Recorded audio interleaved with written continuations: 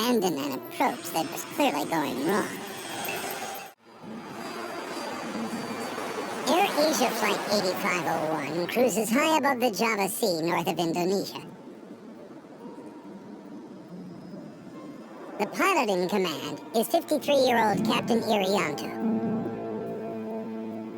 He's highly experienced with more than 20,000 hours in the air. His first officer is French national Rémy Emmanuel Plezon.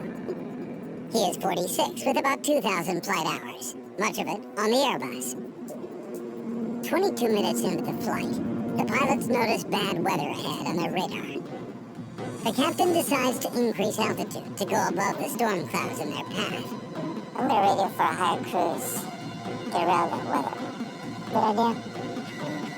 But before the captain can contact air traffic control, he gets a fault warning from the flight computer. ECAM actions? The plane's sophisticated computers give the pilot step-by-step instructions on how to fix the issue. The pilots now notice that the plane is rolling sharply left. Level? Okay, level.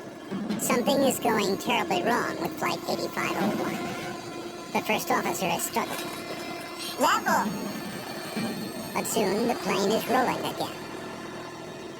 Level! I'm trying! The pilots can't seem to regain control. It's not responding. Pull it down! It's not correcting. The plane seems to have taken on a life of its own. It climbs higher and higher as the pilots fight to level off. Then, inexplicably, the plane starts to drop. Altitude! I see it! Flight 8501 is plummeting from the sky, speeding toward the ocean below. It seems the pilots can do nothing to save their plane. Pull!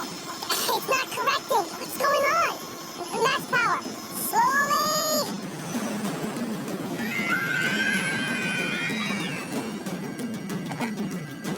43 minutes into what should have been a normal 2-hour flight.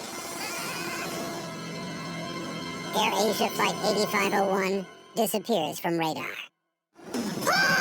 I'm trying! Pull!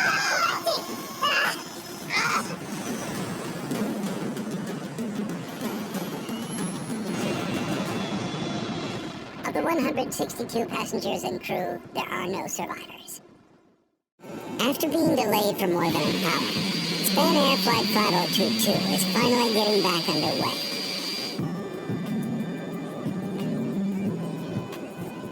There are 166 passengers on board, many of them looking to escape the stifling heat of Madrid in August. Everyone was full of anticipation. Everyone wanted to be on their way. Anna Stefanidis has come to Spain from Sweden. She is on her way to the Canary Islands to meet some friends. Most of Europe has holidays. Different summer holidays in August. I was going to Gran Canaria to meet my girlfriend. We were going to have 1 week's holiday. 4 weeks. Span Air 5022, your next in line, on runway 36 left. Okay, here we go. At 2:23, the MD-82 aircraft starts speeding down the runway.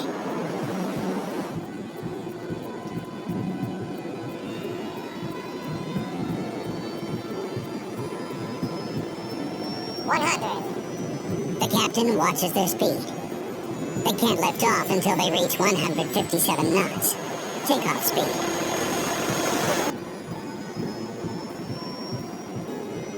V1, rotates.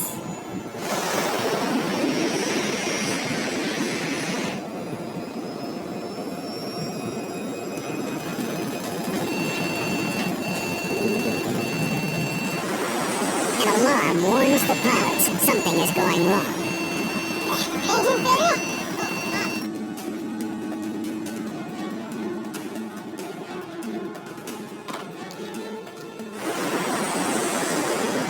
The first officer increase his power, but he's losing control of the plane. The hell do you turn off that boarding? The plane is less than 40 feet from the ground.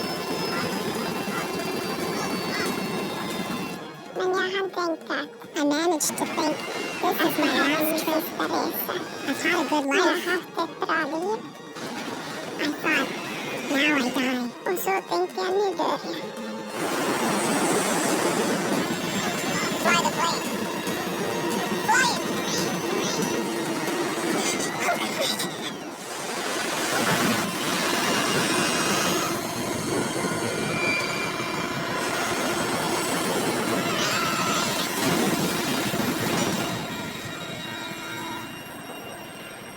Just seconds after takeoff, Flight 5022 slams into a riverbank beside the runway. The plane, with 172 people on board, is now shattered wreckage spread over half a mile.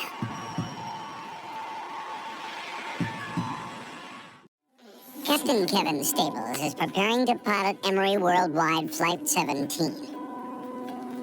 His first officer is George Land. They're hauling freight across the country aboard a 30-year-old DC-8 cargo plane. Hi there. Is that the load plan? Just before they're finished up and loading the last couple of containers, they would give us a list of all the freight containers and how much it weighed and what position on the airplane it was. There you go, boss. And we'd take that information and we would calculate the weight balance on the airplane and make sure that it was all correct. Airspeed's alive. Alive here. 80 knots. 80 knots. Elevator checks. Just another routine takeoff. V1. Rotate. But as the nose wheel leaves the ground, the DC-8 pitches upward, much more steeply than it should. Watch the tail. They recognize that they have an issue during the course of the airplane actually starting to rotate as it lifts off the runway. V2. Positive rate. The sudden takeoff is quickly followed by an uncommanded left bank. I got it. You got it? Yep. This is anything but routine. We're going back. What the hell? Center of gravity's way out of limits. They need to return to the airport as quickly as possible. Emory 17 emergency. Emory 17, say again? When a pilot declares an emergency, that really cues an air traffic controller to know that this isn't just an abnormal situation. This is a critical situation. The ground proximity warning begins to sound. We're sinking. We're going down, guys. All right, all right. Okay, we're going back up.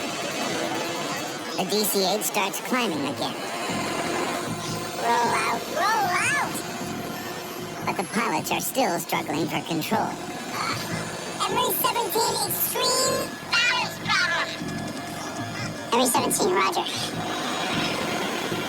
The airplane started to go into these big perturbations, dive and then climb, dive and then climb. They push their control columns all the way forward in a desperate effort to level the plane. Power, more? Yeah. Captain Stables and his crew had managed to get their crippled plane to within sight of the runway. It was working very well. He made it almost all the way around to the backside of the airport. They knew if they could get back to the airport, there was going to be crash, fire, rescue that would have been able then to help them. They've now got less than a mile to go. They're still trying to look ahead to figure out what needs to be done next. But they know that sooner or later, they got to get on the ground.